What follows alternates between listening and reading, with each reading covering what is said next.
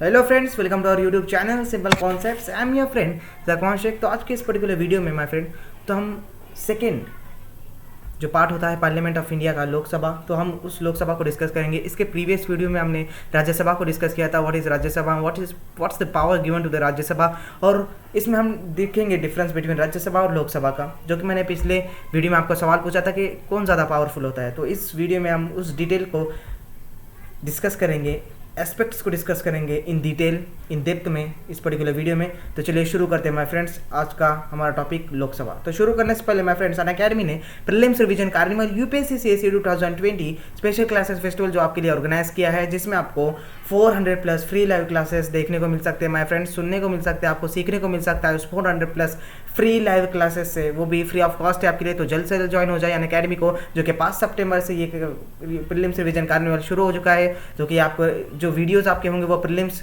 Regarding होंगे, आपके prelims से प्रिपरेशन से रिगार्डिंग होंगे। तो जल्द से जल्द इस स्पेशल क्लासेस फेस्टिवल से ऑर्गेनाइज हो जाइए, जुड़ जाइए, जो ऑर्गेनाइज किया है अनअकैडमी ने, जो कि 5 सितंबर से शुरू हो चुका है माय फ्रेंड्स, जिसमें आपको 400 प्लस फ्री लाइव क्लासेस देखने को मिलेंगे। और आपको एक और मैं अच्छी बात बोलना चाहता हूँ कि यूपीएससी चैंपियनशिप 2.0 के तहत all India free mock test series जो अनअकैडमी ने ऑर्गेनाइज किया है आपके लिए, जो कि पेपर 1 जीएस पर रहेंगी।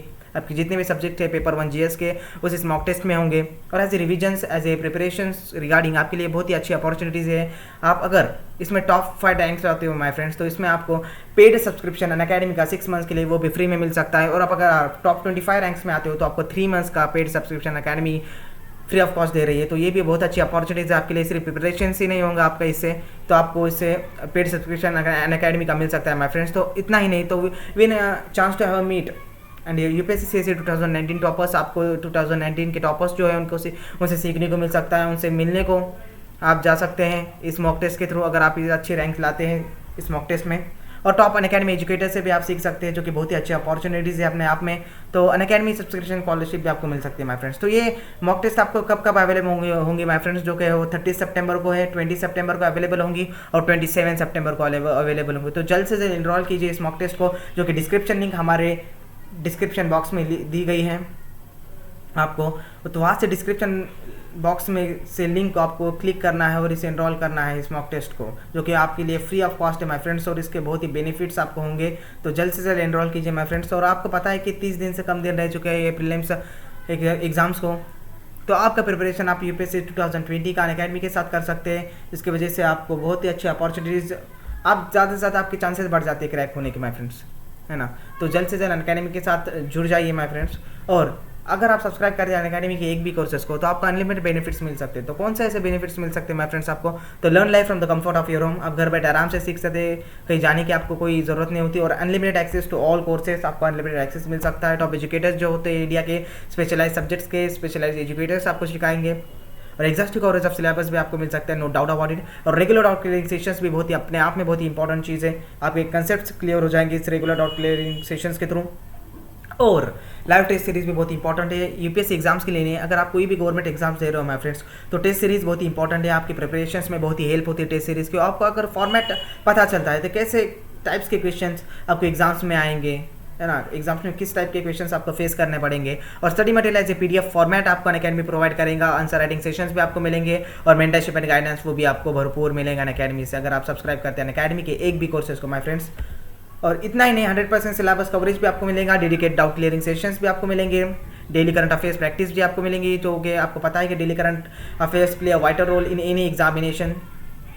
और ऐसे आंसर राइटिंग प्रैक्टिसेस भी आपको मिलेंगे, नो डाउट अबाउट इट। और पर्सनल एनालिसिस भी आप कर सकते हैं, तो किस जोन में आप वीक हो, किस टॉपिक पर आप स्ट्रांग हो, तो वो भी परफॉर्मेंस एनालिसिस भी आपको अनअकैडमी के सब्सक्रिप्शन तो मिल जाएगा माय फ्रेंड्स। और सेक्शनल क्विजेस भी आपको मिल जाएंगे और इंटरव्यू प्रिपरेशन भी आपको मिल जाएगा। तो जल्द से जल्द जुड़ जाइए अनअकैडमी के इस कोर्सेज को, सब्सक्राइब कीजिए अनअकैडमी के इस कोर्सेज को। और ये कोर्सेज आपको 3 मेन लैंग्वेज में शुरू हो जाएंगे, है ना, मिल सकते हैं 3 मेन लैंग्वेज में। तो ये बैचेस शुरू हो चुके हैं माय फ्रेंड्स 7 सितंबर से। द बैचेस स्टार्टेड फ्रॉम 7 सितंबर, ये डेट ना भूलिए 7 सितंबर। अब तो 2 दिन हो गए 7 सितंबर होके, तो ये बैचेस 7 सितंबर से शुरू हो चुके हैं माय फ्रेंड्स। तो 3 मेन लैंग्वेजेस में आपको सीखने को मिलेंगे। फर्स्ट है बिलिंगुअल जीएस बैच कोर्स, तो कि बिलिंगुअल वर्जन में आपको सीखने को मिल सकता है। Hindi GS batch course, Hindi version में आपको सीखने को मिल सकता है। इंग्लिश वर्जन में आपको सीखने को मिल सकता है। और माय फ्रेंड्स इतना ही नहीं, तो T20 daily current affairs test series वो भी फ्री में अनअकैडमी आपको प्रोवाइड कर रहा है। Daily 7:30 PM 20 questions 20 minute 40 marks के लिए, और आपको टेस्ट एनालिसिस भी मिल जाएगा। और अगर आप सब्सक्राइब करना चाहते हैं अनअकैडमी के कोर्सेज को, अगर आप इंटरेस्टेड है सब्सक्रिप्शन लेने में, तो हमारा प्रोमो कोड यूज़ करना ना भूलें। फॉर एग्जांपल मैं आपको एग्जांपल देता हूँ कि 24 मंथ्स पे अगर आप 64,000 पे कर रहे हैं माय फ्रेंड्स, तो अगर आप हमारा प्रोमो कोड यूज़ करते हैं सिंपल वाईटी हमारा प्रोमो कोड है, अगर आप ये यूज़ करते हैं तो आपको 57,600 रुपीज़ पे करने पड़ेंगे। 10% आपको इमीडिएटली डिस्काउंट मिल जाएंगे, जो कि बहुत ही अच्छी अपॉर्चुनिटीज़ है आपके लिए। तो जल्द से जल्द सब्सक्राइब करिए अनअकैडमी के कोर्सेज को और हमारा प्रोमो कोड यूज़ करना ना भूलें माय फ्रेंड्स। और आप हमारा टेलीग्राम चैनल भी ज्वाइन करना ना भूलें, जिसमें आपको PPTs, PDF, handwritten notes and everything for your UPSC preparations के लिए आपको जो भी चीज़ों की ज़रूरत होगी हम वो सब चीज़ें प्रोवाइड करेंगे, जिसकी लिंक डिस्क्रिप्शन में दी गई है आपको। तो जल्द से जल्द डिस्क्रिप्शन के लिंक को जाकर हमारे टेलीग्राम चैनल को ज़रूर ज्वाइन करें। तो चलिए माय फ्रेंड्स शुरू करते हैं आज का टॉपिक। तो एज़ कम्पेयर टू राज्यसभा, वहाँ भी हमने पार्लियामेंट्री फॉर्म ऑफ गवर्नमेंट को डिस्कस किया था और यहाँ भी हम पार्लियामेंट्री फॉर्म ऑफ गवर्नमेंट को फिर से डिस्कस करेंगे। मैं फिर से वो रिपीट करूँगा कि क्या होता है पार्लियामेंट्री फॉर्म ऑफ गवर्नमेंट। और इन डेप्थ आपको अगर parliamentary form of the government को समझना है तो हमारे प्रीवियस वीडियो को आप देख सकते हैं, पार्लियामेंट्री सिस्टम को आप देख सकते हैं। तो उस सिस्टम में आपको इन डेप्थ सीखने को मिल सकता है। तो जल्द से जल्द देखिए उस पार्लियामेंट्री फॉर्म की वीडियो को, जिसकी वजह से आपको पार्लियामेंट्री सिस्टम समझ में आ जाएंगे माय फ्रेंड्स। तो चलिए शुरू करते हैं। पार्लियामेंट्री फॉर्म ऑफ गवर्नमेंट क्या होता है? तो इसमें होता है वेस्टमिंस्टर मॉडल। हम वेस्टमिंस्टर मॉडल है हमारा पार्लियामेंट्री फॉर्म ऑफ गवर्नमेंट, जो हमने अडॉप्ट किया है ब्रिटिश से। ये कंसेप्ट वेस्टमिंस्टर मॉडल के हमने अडॉप्ट किए ब्रिटिश से, जो कि ब्रिटिश कॉन्स्टिट्यूशन में पाई जाती है माय फ्रेंड्स। तो ये वेस्टमिंस्टर मॉडल के 3 टाइप्स गिरते हैं माय फ्रेंड्स। तो 3 टाइप्स में डिवाइड होता है। तो फर्स्ट होता है बाइकैमरलिज्म, रिस्पॉन्सिबल गवर्नमेंट, और थर्ड होता है cabinet is the nucleus of powers. अब बाइकैमरलिज्म मीन्स आपको पिछले वीडियो में मैं डिस्कस किया था, ये 2 हाउसेज होते हैं जिसमें अपर हाउस और लोअर हाउस होता है। और इंग्लैंड में अगर जाओ माय फ्रेंड्स तो बाइकैमरलिज्म अपर हाउस और लोअर हाउस से होता है। फिर अपर हाउस को क्या कहते हैं? Laws of House of Commons कहते हैं, और लोअर हाउस को क्या कहते हैं? हाउस ऑफ लॉज कहते हैं। इंग्लैंड में कहते हैं, बट हमारे यहाँ क्या कहते हैं 2 हाउसेज को? एक होता है Rajya Sabha that is upper house, और दूसरा होता है Lok Sabha that is lower house. तो लोअर हाउस का आज हम इन डिटेल डिस्कस करेंगे इस वीडियो में। तो रिस्पॉन्सिबल टू द गवर्नमेंट, ये हमने एवरी टॉपिक में ये आपको एक्सप्लेन करके दिया है कि executive is responsible to the legislature. तो कैसे लेजिस्लेचर पर रिस्पॉन्सिबल होता है एग्जीक्यूटिव, है ना। हमने प्रेसिडेंट में भी डिस्कस किया, और हमने वाइस प्रेसिडेंट में भी ये प्रूफ किया, और प्राइम मिनिस्टर के टॉपिक में भी ये प्रूफ किया। हमारे प्रीवियस वीडियो आप देख लो, that is executive responsible to the legislature. ये तो हमारा थंब रूल है माय फ्रेंड, तो ये थंब रूल है हमारा, तो ये आपको नहीं भूलना है। और cabinet is the nucleus of powers, जो जिनिंग्स ने आपको ये स्टेटमेंट दिया था, जो कि 3rd मेन पार्ट है वेस्टमिंस्टर मॉडल का। तो ये मॉडल हमने अडॉप्ट किया है ब्रिटिश से, और ये 3 मेन पार्ट्स में गिरता है। तो हम समझ के लेंगे आगे बाइकैमरलिज्म किसे कहते हैं।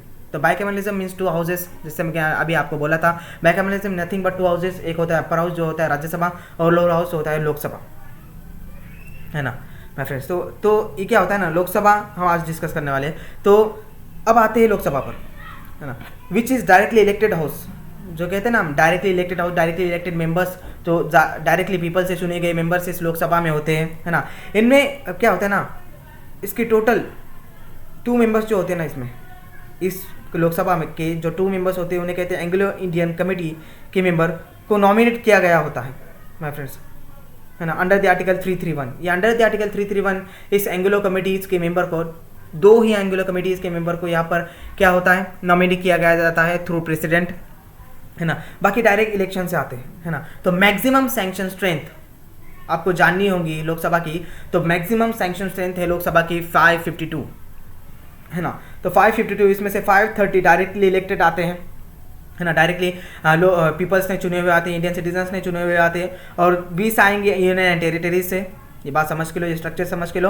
और 2 आएंगे रिमेनिंग है, वो आएंगे एंग्लो कमेटीज से, है ना। जो 2 रिमेनिंग होते हैं वो आएंगे एंग्लो कमेटीज से, जो कि अंडर द आर्टिकल 331 इनमें इनको कहा गया है कि आप लोकसभा में 2 मेंबर्स एंग्लो कमेटीज के रख सकते हो अंडर द आर्टिकल 331 ही कहा गया है। आप अगर आर्टिकल 331 पढ़ते हो आप, तो आपको समझ में आ जाएगा एंग्लो कमेटीज के 2 मेंबर्स लोकसभा में ऐड किए जाते हैं, है ना।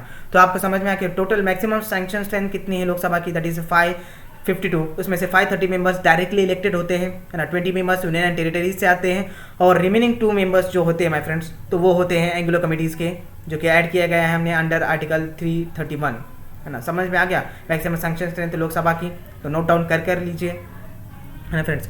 अब जो राज्यसभा होती है ना my friends, it is comparatively weaker in terms of powers. हाँ, ये अब तो आपको सवाल पूछा था मैंने कि राज्यसभा और लोकसभा में कौन सा ज़्यादा पावरफुल होता है, तो इक्वेलेंट होते हैं।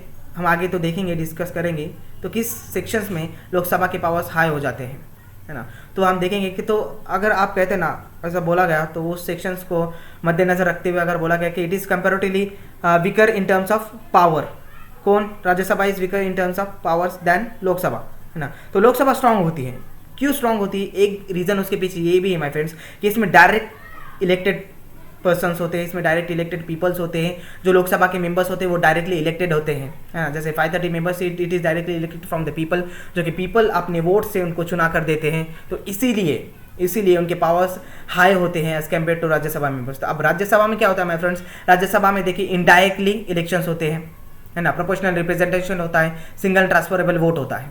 वैसे लोकसभा में आप क्या कर सकते हैं कि यहाँ पर इंडिया की जनता एक मेंबर को चुन के देंगे, वो मेंबर जाएगा लोकसभा में, तो इसीलिए उनके पावर हाई हो जाते हैं लोकसभा के, है ना। लोकसभा को पावर ज़्यादा दी गई है एज कम्पेयर टू राज्यसभा, है ना। और आगे आते हैं हम, तो ये आने से पहले कि executive is responsible to the legislature, तो कि हमने कहाँ डिस्कस किया था, राज्यसभा में भी डिस्कस किया था और पार्लियामेंट्री फॉर्म में भी डिस्कस किया था। तो मैं फिर बात को ये रिपीट करता हूँ कि executive is responsible to the legislator. अब आप पीएम हो, आप हेड हो यूनियन काउंसिल्स की, हमने मान लिया, आप प्राइम मिनिस्टर हो, आप हेड हो यूनियन काउंसिल्स की, हमने मान लिया, बट क्या है ना, executive is responsible to the legislator. आप रिस्पॉन्सिबल हो लेजिस्लेचर के, आपको बातें सुनना पड़ेंगी लेजिस्लेचर की, जो भी डिसीजन आप लेना चाहते हो तो खुद भी ले सकते हो अंडर द आर्टिकल 78, ऐसा नहीं है, बट आपको डिसीजंस वो शेयर करना होगा, जो आप ले रहे हो वो शेयर करना होगा कैबिनेट मिनिस्टर से और लेजिस्लेचर से, है ना। तो उनकी आपको क्या होनी चाहिए, परमिशंस होनी चाहिए, तभी आप कुछ काम कर सकते हो। That is we have proof again this statement that is executive is responsible to the legislature. I hope आपको समझ में आ गया होगा। तो अब आते हैं लोकसभा। हाँ, ये डायरेक्टली इलेक्टेड हाउस होता है, डायरेक्टली इलेक्टेड मेंबर्स चुने गए होते हैं यहाँ पर पीपल के द्वारा, तो वो डायरेक्टली इलेक्टेड हाउस हम कह सकते हैं बाय पीपल। नॉमिनेटेड भी यहाँ पर 2 मेंबर्स होते हैं, है ना। इसमें नॉमिनेटेड 2 मेंबर्स होते हैं, ये ध्यान में रखना। तो टोटल सैंक्शन स्ट्रेंथ कितनी है ये भी ध्यान में रखना, इस पर आपको प्रीलिम्स से क्वेश्चन आ सकता है। What is total sanction strength of Lok Sabha, तो वो होते हैं 552। What is which how many nominated members in Lok Sabha, तो होते हैं 2 एंगुलर कमिटीज के होते हैं अंडर द आर्टिकल 331। ये आपको ध्यान में रखना है, ये कीवर्ड्स आपको ध्यान में रखना है मैम फ्रेंड्स। तो अब आते हैं, यहाँ पर एक क्वेश्चन आ जाएगा माय फ्रेंड्स, आपको फिर से एक बहुत ही अच्छा क्वेश्चन आ जाएगा, डेंजरस क्वेश्चन इसे कहा जाता है कि means what is the term of Lok Sabha, है ना। तो टर्म होती है लोकसभा की 5 ईयर्स, ये हमें पता है कि टर्म लोकसभा की होती है 5 years, but what is the term of Rajya Sabha, इससे आपको सवाल पूछा गया तो माय फ्रेंड्स, तो राज्यसभा की कोई टर्म नहीं होती, it is a permanent house, ये ध्यान में रखिए। Upper house is a permanent house, जो होता है राज्यसभा ये परमानेंट हाउस होता है इंडिया का, और लोकसभा होती है, इसे हम टर्म देते हैं 5 ईयर्स का, ये आप ध्यान में रखिए, यहाँ पर कंफ्यूजन मत करना। तो बट राज्यसभा तो ये परमानेंट हाउस होता है, ये कहीं अबॉलिश नहीं हो सकता, ये हम इसे एक्सपायर नहीं कर सकते, इसे इसकी कोई एक्सपायरी डेट नहीं होती।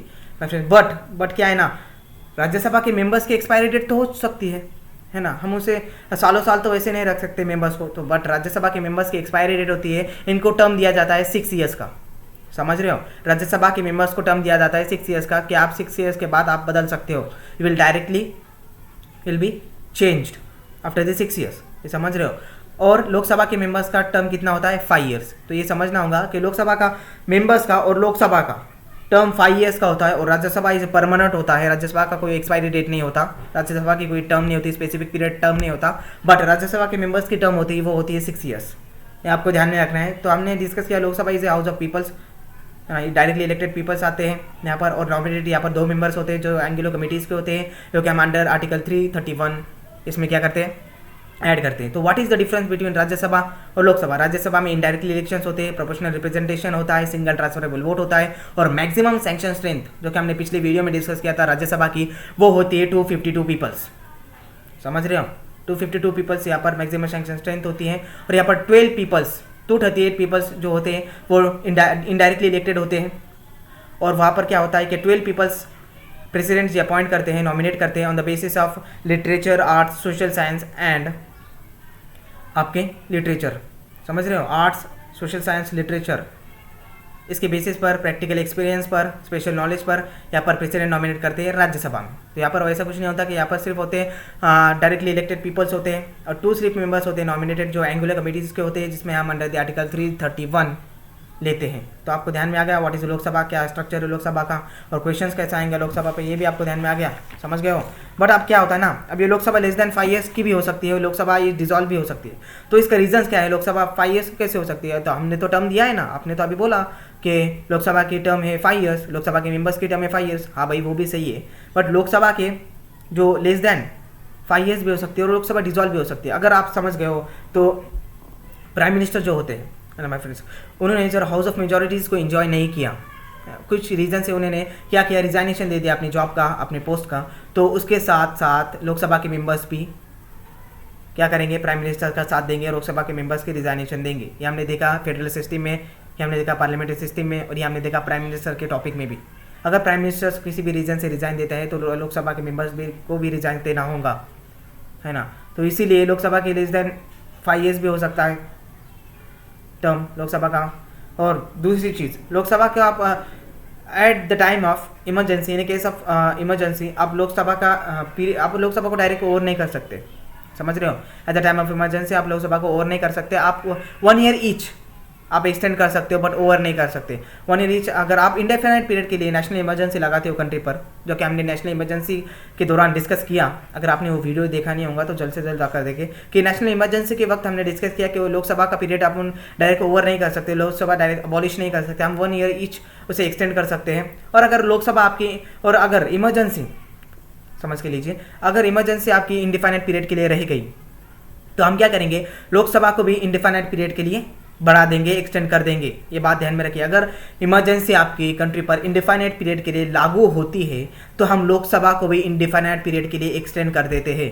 That is the reason in national emergency में हमने डिस्कस किया इन डेप्थ में, है ना। अब लोकसभा और लोकसभा के मेंबर्स के कितने होता है कार्यकाल, टर्म कितना होता है, तो वो होता है 5 ईयर्स का, 5 ईयर्स में खत्म हो जाता है। और Rajya Sabha is permanent, but Rajya Sabha के मेंबर्स का टर्म कितना होता है, 6 ईयर्स, ये ध्यान में रखना। और 6 ईयर्स के बाद में राज्यसभा के मेंबर्स ऑटोमेटिकली क्या होता है, बदली हो जाते हैं, चेंज हो जाते हैं। अब क्वालिफिकेशंस के पास आते हैं कि क्या क्वालिफिकेशंस की ज़रूरत होती है लोकसभा के मेंबर्स को, किस किस क्वालिफिकेशंस की बाद आप लोकसभा के मेंबर्स हो सकते हैं माय फ्रेंड्स। तो क्वालिफिकेशंस इन डिटेल डिस्कस करेंगे हम। तो चलिए नाउ क्वालिफिकेशंस क्या होता है, अगर आपको लोकसभा का मेंबर्स बनना है तो आपकी एज 25 ईयर्स से कम, 25 से ज़्यादा और इज इक्वल टू 25 ईयर्स होनी चाहिए, ग्रेटर दैन और इज इक्वल टू 25 ईयर्स होने चाहिए for becoming the Lok Sabha member. और आपको नो ऑफिस ऑफ प्रॉफिट होना चाहिए, ऑफिस ऑफ प्रॉफिट आपका नहीं होना चाहिए, ये हम इन डिटेल डिस्कस करेंगे बाद में ऑफिस ऑफ प्रॉफिट क्या होता है। बट आप यहाँ पर एक समझ लो कि ऑफिस ऑफ प्रॉफिट ये नहीं होना चाहिए किसी भी मेंबर्स का। अगर आप लोकसभा के मेंबर्स बनने जा रहे हो या राज्यसभा के मेंबर्स बनने जा रहे हो तो आपका ऑफिस ऑफ प्रॉफिट नहीं होना चाहिए, और आप अनसाउंड माइंड की नहीं होनी चाहिए, मीन्स आप फिजिकली डिसेबल्ड नहीं होनी चाहिए, है ना। और आप रिप्रेजेंटेशन ऑफ पीपल एक्ट 1951 के तहत डिस्क्वालीफाइड नहीं होनी चाहिए। अगर रिप्रेजेंटेशन ऑफ पीपल एक्ट 1951 में कई प्रोविजंस दिए गए हैं और अगर वो प्रोविजंस आपके डिस्क्वालीफाइड को रीजनेबल होते हैं तो वो नहीं होना चाहिए। तो वो अगर वो डिस्क्वालीफाइड हो जाते हैं through representation of people act 1951 तो आप क्या होते हैं, डिस्क्वालीफाइड हो जाते हैं, आप लोकसभा के मेंबर्स नहीं बन सकते। तो ये ध्यान में रखिए कि आपको अगर लोकसभा का मेंबर्स बनना है तो 25 ईयर्स और अबाव की आप एज होने चाहिए, और ऑफिस ऑफ प्रॉफिट आपका नहीं होना चाहिए, अनसाउंड माइंड के मीन्स फिजिकल डिसेबल्ड आप नहीं होने चाहिए, और रिप्रेजेंटेशन ऑफ पीपल एक्ट 1951 के तहत आप डिस्क्वालीफाइड नहीं होने चाहिए। ये सिर्फ ये वेरी सिंपल जो क्वालिफिकेशंस जो ज़रूरी हैं लोकसभा के मेंबर्स को होने के लिए, तो ये आपके स्क्रीन के सामने। आई होप आपको समझ में आ गया होगा, आप नोट डाउन ज़रूर कीजिए। अब इंपॉर्टेंट टॉपिक स्पीकर के तरफ आते हैं हम। व्हाट इज़ द स्पीकर, है ना। तो स्पीकर की तरफ आते हैं माय फ्रेंड्स। अब vice president is x official chairman of Rajya Sabha. ये हमने वाइस प्रेसिडेंट के टॉपिक में डिस्कस किया कि x official chairman of Rajya Sabha कहते हैं वाइस प्रेसिडेंट को। बट अब क्या है ना, तो उसमें क्या होता है, ये ज़रूरी नहीं होता कि आप मेंबर चाहिए राज्यसभा के। अगर आप मेंबर हो राज्यसभा के तभी आप एक्स ऑफिशियल चेयरमैन बन सकते हैं राज्यसभा के, ऐसा कोई ज़रूरी नहीं होता, है ना। तो आप अगर मेंबर्स भी नहीं रहे, है ना, तभी आप चेयरमैन बन सकते हैं, एक्स ऑफिशियल चेयरमैन बन सकते हैं किसके, राज्यसभा के। बट यहाँ पर ऐसा नहीं होता। अगर आपको स्पीकर बनना चाहते हो लोकसभा के आप, तो आपको मेंबर ऑफ लोकसभा होना मैंडेटरी है, आपको मेंबर ऑफ लोकसभा होने ही चाहिए, है ना। तो ये एक यहाँ पर कंडीशंस आती है स्पीकर के वक्त। अगर आपको स्पीकर बनना है लोकसभा का तो you must be the member of Lok Sabha. और जो डिप्यूटी मिनिस्टर्स होते हैं वो भी मेंबर ऑफ लोकसभा की होनी चाहिए, और वो भी क्या बन सकते हैं, स्पीकर बन सकते हैं, है ना। समझ में आ गया what is the concept of speaker. I hope आपको समझ में आ गया होगा। तो you must be the member of Lok Sabha, और डिप्यूटी मिनिस्टर्स भी क्या बन सकते हैं, member of speaker of the Lok Sabha बन सकते हैं, है ना। तो that is the difference between Rajya Sabha और लोकसभा में, ये डिफरेंस होता है ना। अब आते हैं हम आगे आते हैं डेमोक्रेसी में। अब क्या होता है ना, डेमोक्रेसी में यहाँ पर बहुत ज़रूरी बात आ जाती है कि अब क्या करते हैं ना, लोकसभा को सब्जेक्ट टू डिसोल्यूशन हम करते हैं। तो इसकी क्या ज़रूरत होगी, अगर भाई लोकसभा का डिसोल्यूशन ही नहीं हुआ, फॉर एग्जांपल लोकसभा का डिसोल्यूशन ही नहीं हुआ, लोकसभा सालों साल ऐसी रही, तो ये it is threaten to the democracy ना। तो it is threaten to the democracy. अगर लोकसभा का डिसोल्यूशन ही नहीं हो सा, तो आप क्या होना है, आपको क्या करते आप क्या करते, तो आपको डिसोल्यूशन ज़रूरी होता है लोकसभा में। अगर आपने डिसोल्यूशन ही नहीं किया लोकसभा का, तो वो क्या होता है ना, तो इसी थ्रेटन टू द डेमोक्रेसी। अगर सालों साल एक ही पार्टी अगर आपके ऊपर रूल करती रही, तो वो तो राजा बन जाएंगे। तो ऐसा हमें नहीं चाहिए, है ना friends. No, it is a, हमने क्या बोला है, गवर्नमेंट रिस्पॉन्सिबिलिटी होनी चाहिए, है ना। तो गवर्नमेंट रिस्पॉन्सिबिलिटी भी होनी चाहिए। तो अब क्या है ना, लोकसभा में डायरेक्टली इलेक्टेड पीपल्स होते हैं, उनकी रिस्पॉन्सिबिलिटी होती है। तो उनकी रिस्पॉन्सिबिलिटी होती है कि go back to the people after the 5 years. तो इसलिए हमने लोकसभा का डिसोल्यूशन 5 ईयर्स का रखा, लोकसभा की टर्म 5 ईयर्स की रखी। आपको एक रीजन्स पता होगा, तो ये रीजन्स है कि ज़्यादा से ज़्यादा हम 5 ईयर्स के बाद तक हम कोई भी पार्टी को लोकसभा में नहीं रख सकते, है ना। It is threaten to the democracy, है ना माय फ्रेंड्स। तो it is a responsible to the government, है ना। अगर आपको जाकर देखना पड़ेगा, किसमें, आपको पीपल के अंदर जाकर देखना पड़ेगा, लोगों के अंदर जाकर देखना पड़ेगा कि उनका ओपिनियन क्या है, वो आपसे सहमत है या एग्री है या डिसएग्री है ना। उनकी तकलीफ़ों को जानकर लेना पड़ेगा। तो इसीलिए हमने 5 ईयर्स का टर्म रखा है लोकसभा का। तो लोकसभा के आप डिजॉल्व हो जाएंगे, ऑटोमेटिकली डिजॉल्व हो जाएंगे आफ्टर दी 5 ईयर्स, ये ध्यान में रखना है ना। तो हम आते हैं अभी पावर्स की तरफ आते हैं कि लोकसभा की ज़्यादा पावर्स होती है कि राज्यसभा की ज़्यादा पावर्स होती है। तो यहाँ पर आपको आंसर मिल जाएगा किसकी ज़्यादा पावर्स होती है माय फ्रेंड्स। अभी तो हम ये कंपैरिजन करते हैं कि powers, in terms of powers, कौन ज़्यादा से ज़्यादा पावरफुल होता है ना। तो अभी ऑलमोस्ट वैसे देखा गया तो लोकसभा एंड राज्यसभा की ऑलमोस्ट पावर इक्वल होती है, नियरली ऑलमोस्ट इक्वल पावर दे दी गई होती है। But at the time of money bills क्या होता है ना, ये सब चेंज हो जाता है। जो इक्वेलिटी पावर्स जो होती है जो दी गई राज्यसभा को और लोकसभा को, at the time of money bills ये पूरा के पूरा चेंज हो जाता है। कैसे चेंज हो जाता है, अब money bills is executive and exclusive powers of Lok Sabha. ये कहा दिया गया है कि money bills is a exclusive powers of Lok Sabha, ये दिया गया अंडर द आर्टिकल 110, है ना। तो okay, it introduce only in Lok Sabha, it introduce only in Lok Sabha. तो क्या होता है, under the article 110, under the article 110 it introduce only in Lok Sabha. ये क्या गया है, हमने हक दिया है कि मनी बिल्स आपको इंट्रोड्यूस कर सकते हैं इन लोकसभा में, आप राज्यसभा में इंट्रोड्यूस नहीं कर सकते। तो इसमें मनी बिल्स को इंट्रोड्यूस करने के वक्त ये prior recommendation of the president भी जरूरी होता है ना। तो लोकसभा में पास हुआ कि राज्यसभा में जाता है, फिर मनी बिल अगर लोकसभा में आपने इंट्रोड्यूस किया, लोकसभा में पास हुआ, तो फिर राज्यसभा में जाता है मनी बिल, समझ रहे हो। तो राज्यसभा में जाता है मनी बिल, तो फिर राज्यसभा को 14 डेज का एक डिफाइनेड पीरियड दिया हुआ था। तो इसमें आप अगर पास कर दो या रिकमेंडेशन के साथ सेंड बैक करो, है ना। तो अगर रिकमेंडेशन के साथ अगर राज्यसभा सेंड बैक करती है, तो लोकसभा की ये मर्जी होती है कि वो रिकमेंडेशन को कंसिडर करे या रिकमेंडेशन को कंसिडर ना करे, ये समझ रहे हो, ये लोकसभा की मर्जी होती है। तो यहाँ पर पावर ज़्यादा दी गई है लोकसभा को at the time of money bills. तो क्यों दी गई है, बिकॉज ये हमें मालूम है कि money belongs to the people of India, हमें पता है, समझ रहे हो।